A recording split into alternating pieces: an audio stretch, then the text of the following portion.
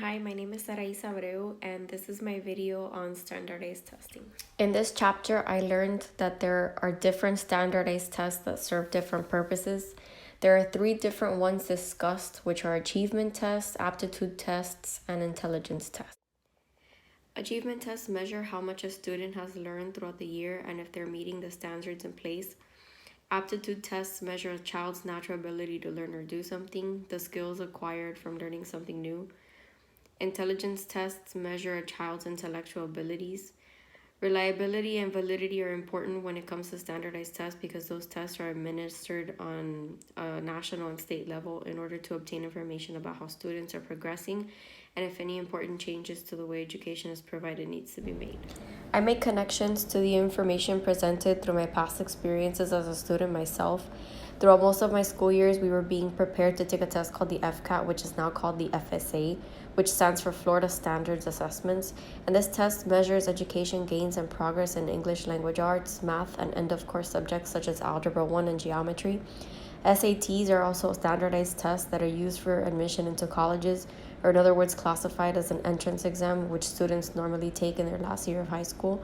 And based on their scores, students can also be rewarded with scholarships. The way this extended or pushed my thinking into new directions is that it made me realize that without standardized tests, it would be difficult to create education programs that target student needs and help set learning goals for their future. It's necessary for parents, students, and teachers to know where the students stand and what areas they need to improve in, what abilities they have, their strengths and their weaknesses. What is still challenging for me or to get my mind around is that I believe that standards need to be set and met in order to reach specific learning goals. However, I feel that maybe the way students are assessed might be difficult for them to handle. Not all students are good test takers, and the pressure that is placed on them to pass these exams might affect their performance. Standardized tests are given so much importance that schools focus heavily on preparing students, which places unnecessary stress on them because the scores they obtain determine whether or not they will pass on to the next grade level.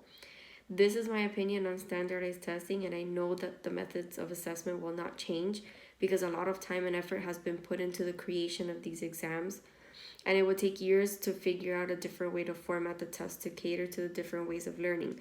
But hopefully someday someone will find a way to help all learners meet their educational goals.